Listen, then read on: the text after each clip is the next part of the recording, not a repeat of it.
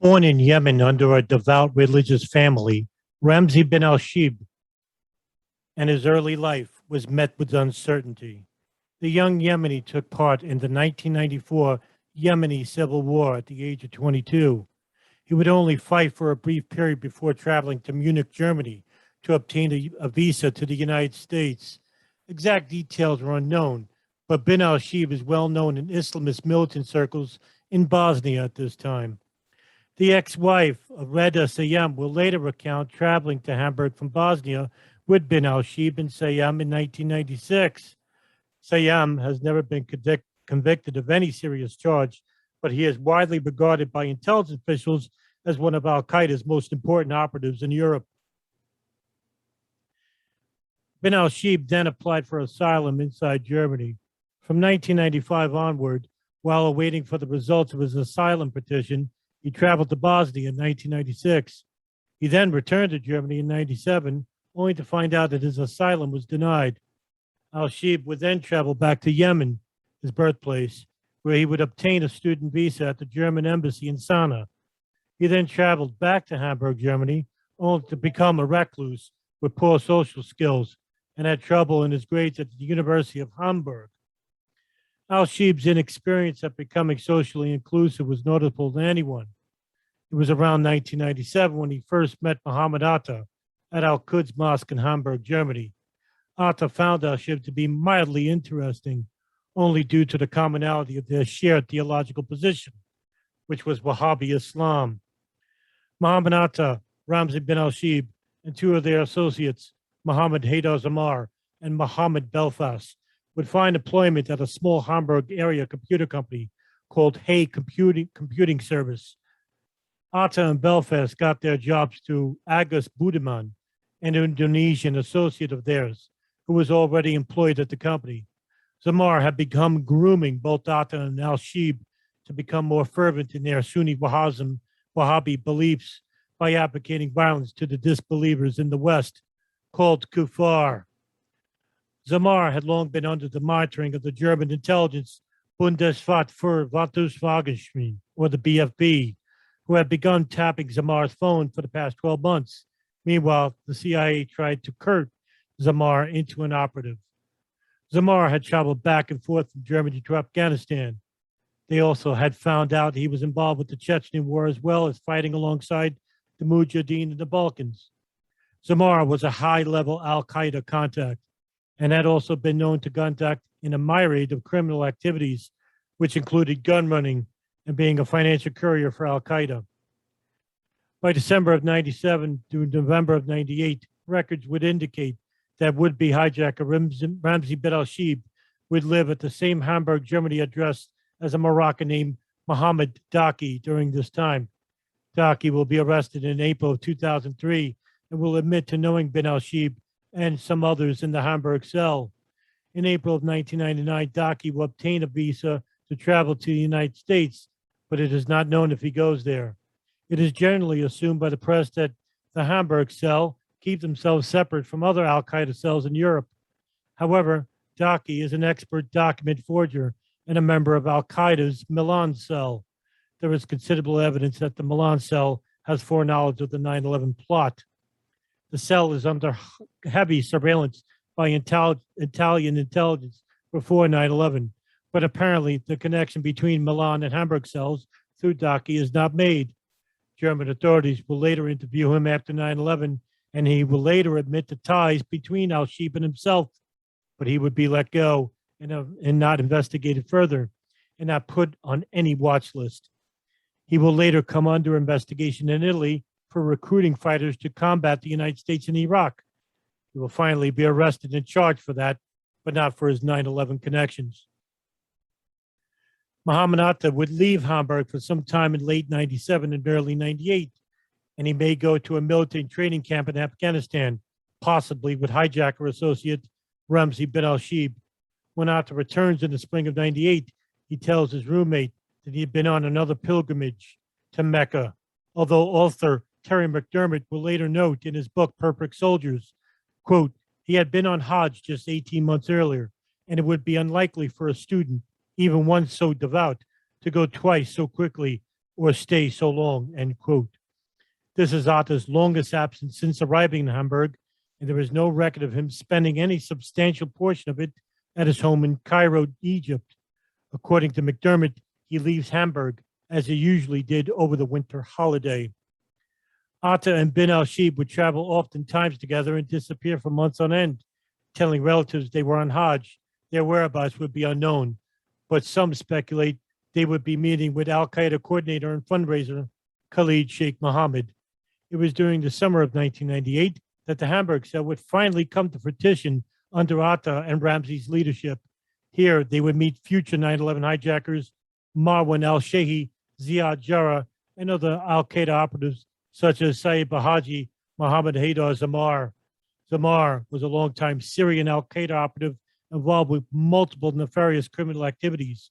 It was under Zamar and another Syrian, German operative, Marwan Darkanzali, who had helped shape and coordinate the Hamburg cell in the mid-1990s. In December of 99, bin al-Shibh, Mohammed Atta, Marwan al-Shehhi, and Ziad Jarrah would travel to Afghanistan to receive training at an al-Qaeda camp, where they would eventually meet with other top al-Qaeda echelon leaders such as Osama Bin Laden, Mohammed Atef, and Ayman al-Zawahiri. Bin Laden allegedly had asked al-Shibh his intentions. While al-Shibh said he wanted to fight in Chechnya and jihad, bin Laden said if he wanted to work for him, and bin al-Shibh agreed.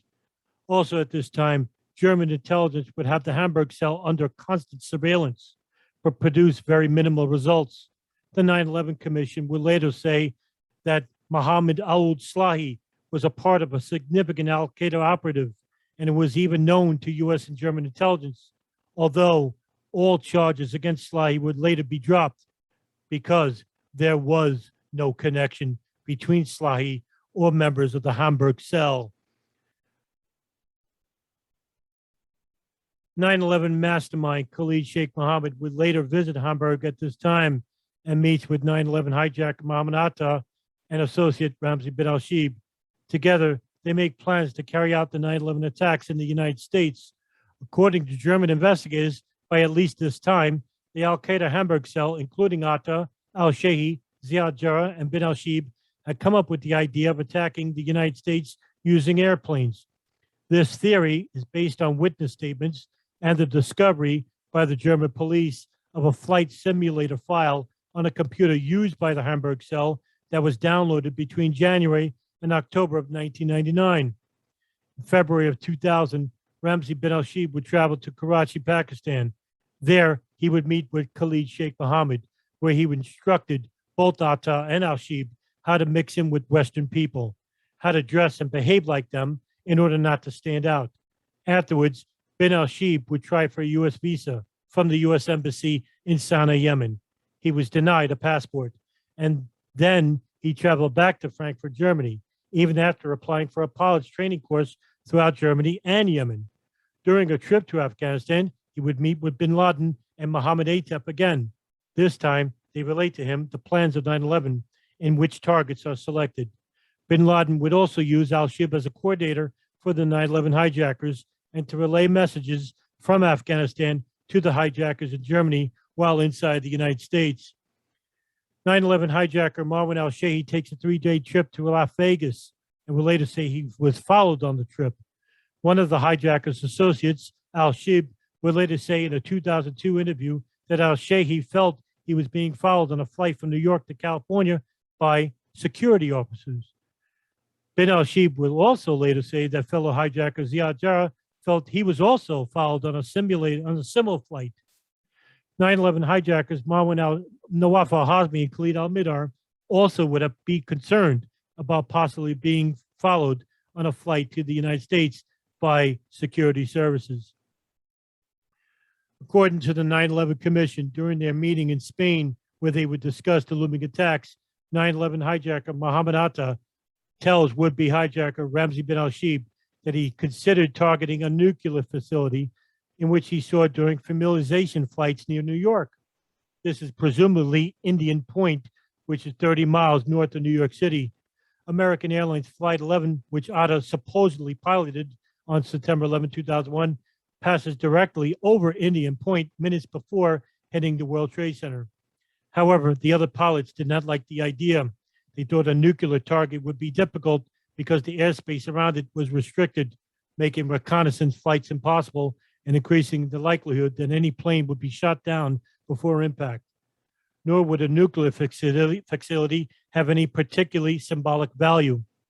In an interview with Al Jazeera journalist Yoshi Fruta in 2002, Ramzi bin al-Shibh and Khalid Sheikh Mohammed would later claim that roughly around this day, he received a coded chat room message about the 9/11 plot from future hijacker Mohammed Atta in the United States.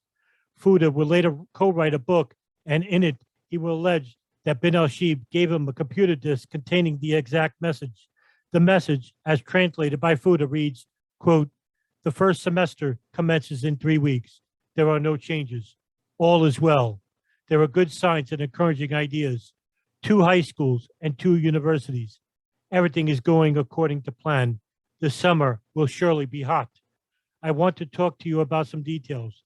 19 certificates for private education and 4 exams. Regards to the professor. Goodbye," end quote. Fruta will claim that the message is in code and that bin al-Shibh discussed with him what the real meaning was. In the book, Fruta says the real meaning is this, end quote. The 0 hour is going to be in 3 weeks' time. There are no changes. All is well. The brothers have been seeing encouraging visions and dreams. The Twin Towers, the Pentagon, and Capitol Hill. Everything is going according to plan. The summer will surely be hot. I want to talk to you about details. I will call you after we near the time, end quote. Bin al-Shibh also tells Fruta that the quote, "the summer will surely be hot," is a reference to the damage the attacks will cause. September 12, 2001, Ramzi bin al-Shibh would travel to Pakistan and head over to Afghanistan. There he would meet with Egyptian al-Qaeda emir Ayman al-Zawahiri, Mohammed Atta, and Suleiman Abu Ghaith, and receive words of praise for the successful attacks in New York and Washington, D.C. Later, he would meet with Khalid Sheikh Mohammed in Yemen. There, both of them would give Al Jazeera reporter Yoshi Fruta a face-to-face meeting and interview about how the 9/11 attacks took hold. It was in this meeting with Fruta that they related the information about their participation and planning for the September 11th attacks. The idea coming straight from the Bajenka plot, a plot constructed by Mohammed and his nephew, 1993 World Trade Center bombing suspect Ramzi Youssef. Fruta had to leave the video he shot of the interview between al-Shibh and Mohammed so their faces can be blurred. But Fruta had kept audio of the interview. Some parts of the audio can be heard in Fruta's 2-part expose broadcast by Al Jazeera called Top Secret, September 11th. After the interview, both al-Shibh and Mohammed began their plans to hide out in safe houses in Pakistan for the time being. September 11, 2002, the CIA Special Activities Division, along with the Pakistan ISI, going off information from the U.S. Embassy in Islamabad, which was collected unexpectedly from the torture of al-Qaeda detainee Abu Zubaydah. However, this is questionable. The fact that the CIA had gotten this information that al-Shibh had been in Pakistan is not a revelation. It is also coming from the words of a man who had been brutally tortured and is suggesting this information was valid. The CIA is defending the methods of said torture. The actual information about al-Shibh's whereabouts had come from a U.S. satellite which picked up a phone call made by al-Shibh just 15 days prior to September 11, 2002. A call made by a NERA satellite phone which lasted just 5 minutes. The information gathered was then passed to the Pakistan ISI. Throughout the year, Pakistan militants had terrorized Karachi. One such area, Bajucha Parad, which was a suburb in Karachi, was under surveillance. It was during this raid that they learned of another residence where al-Qaeda militants would use as a conduit. The apartment was a 5-story residence in Karachi where new buildings were being constructed for Pakistan's middle-class residents. Acting on the information, both from Pakistan police and the ISI had begun to construct a surveillance on the tenement building. House 63C, 15th Commercial Street. Only 2 of the apartments were occupied. On the first floor, there was a family. On the 5th were the targets. The ISI set up surveillance. Azahar Hassan Nadim, Deputy Director and Inspector Central Police, had relayed the information to the CIA Special Activities Division, who had set a team there, but only to act as observers of the operation. Meanwhile, Pakistan ISI had begun a large-scale operation which saw 10 militants inside the house. Over 45 ISI agents had surrounded the perimeter and blocks were cordoned off. At approximately 7 a.m., September 11, 2002, 3 men exited the premises to visit a grocery store. They were apprehended without incident by the Pakistan authorities. However, as one of the militants were being led away, he had screamed over his shoulder toward the residents. The warning was noticed. Both the Pakistan police and ISI began to head towards the residents, but quickly were met with automatic gunfire. As the police tried to head up the stairs onto the 5th floor, grenades were thrown out of the window, killing 2 policemen as they tried to race out of the way. Over the course of the heavy gunfire, Pakistan ISI agents had managed to gain access to the roof, where they began to warn the militants inside about the lack of escape. During the near end of the siege, FBI agents had rushed to the scene. The police rushed inside the building and captured the remaining 7 terrorists. Captured and rushed to awaiting police cruisers among a throng of onlookers and residents shouting and yelling were 7 militants, an Egyptian, a Saudi, and 5 Yemenis. All were blindfolded and their wrists were tied by rags, not knowing that one of the people they had captured was one of the most wanted men in the world, Ramzi bin al-Shibh. While at the station, they had learned about who they captured in the raid. The U.S. Embassy located in Islamabad had gotten the information that the Pakistan ISI had captured al-Shib. They ordered to release him to the CIA Special Activities Division, which followed up. Al-Shib was then transferred to a CIA black site in Morocco. According to the Senate Select Committee study on the CIA's detention and interrogation program, al-Shib had not any relevant information to give about any future operation from al-Qaeda. Thus, they tortured him further. Quote, CIA officers at detention site Blue therefore continued to use the CIA's enhanced interrogation techniques against bin al-Shib for approximately 3 additional weeks after this exchange, including sleep deprivation, nudity, dietary manipulation, facial holds, attention grasps, abdominal slaps, facial slaps, and walling. Bin al-Shib did not provide the information sought on operatives inside the United States or large-scale attacks inside the United States, end quote. The CIA would provide 109 intelligence reports obtained from al-Shib's interrogations during and after using seer techniques. No information obtained by al-Shib was not known to the public. Thus, the torture methods used on al-Shib was useful according to the Senate's report, which elaborated further. Quote, much of bin al-Shib's statements on the September 11th attacks have been speculative, and many of the details could be found in media accounts of the attacks that appeared before he was detained. In the few instances where his reporting was unique and plausible, we cannot verify or refute the information. He has been sketchy on some aspects of the 9/11 plot, perhaps in order to downplay his role in the plot. His information on individuals is non-specific. He has given us nothing on the Saudi hijackers or others who played a role. The overall quality of his reporting has steadily declined since 2003, end quote. Ramzi bin al-Shibh was reported to have been waterboarded over 81 times and transferred to numerous detention sites observed by the CIA's rendition program.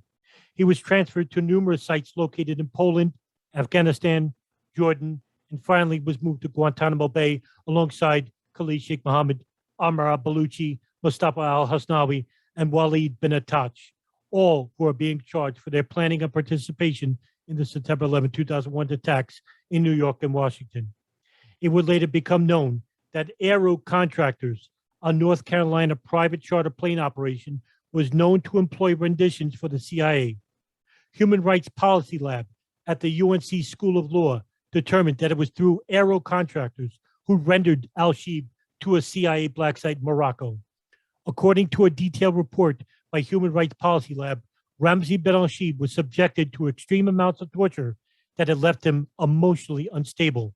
From page 76, quote, by early 2006, he had shuffled around the enhanced interrogation program for over 3 years, facing extreme isolation and having no contact with his family, who believed him to be dead. About a year before his final rendition to Guantanamo Bay, Cuba, psychologists assessed that Ramzi bin al-Shibh had recorded his severe psychological disturbances, all ramifications as a result of torture. He experienced visions, paranoia, insomnia, and attempts at self-harm.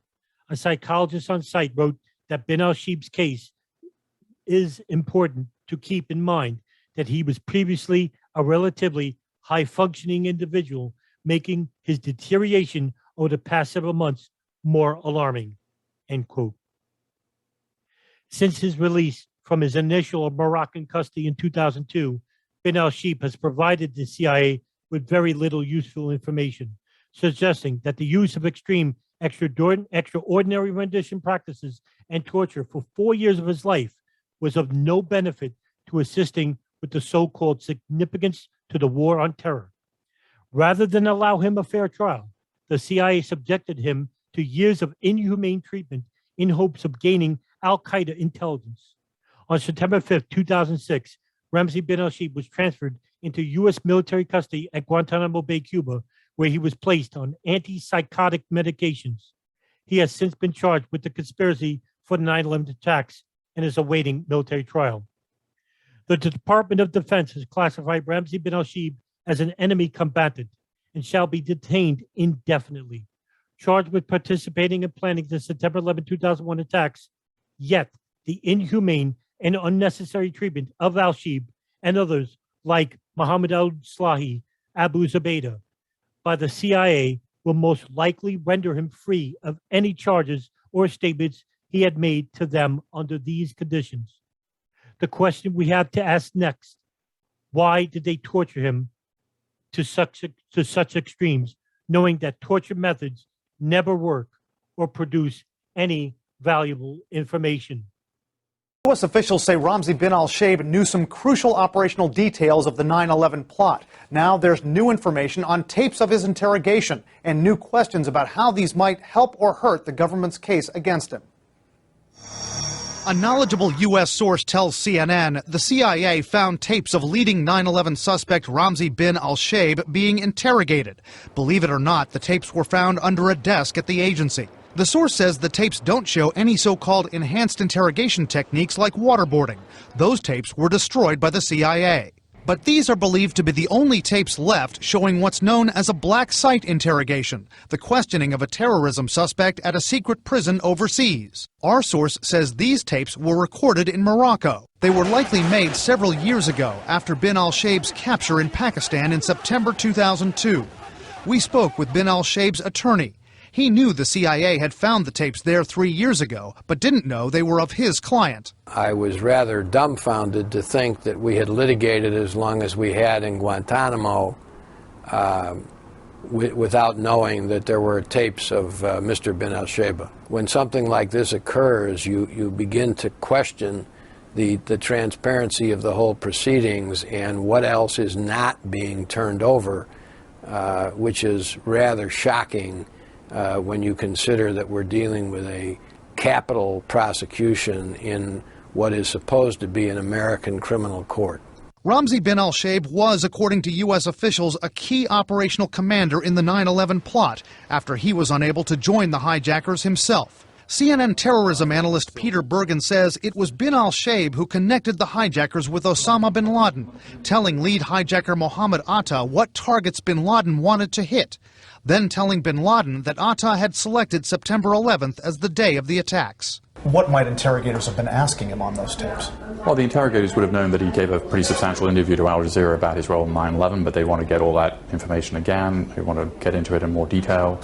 The structure of al-Qaeda, any other future plots against the United States. Bin al-Shibh's lawyer won't comment on what effect these tapes will have on his case, which is now in limbo while the Obama administration decides where to try 9/11 suspects. But his client has been considered mentally unstable, and he hinted the tapes could be of use at competency hearings. The fact that there would be tapes at that early a date would certainly give a baseline as to what his mental competency was at that point in time compared to what it might be at the time of the hearing. And that would be extremely relevant. Contacted by CNN on the discovery of the tapes, a CIA spokesman issued us a statement saying, in part, the agency's past detention program has been subject to multiple reviews by multiple government organizations under 2 administrations. Some of those examinations continue to this day, a year and a half after the program itself went out of operation.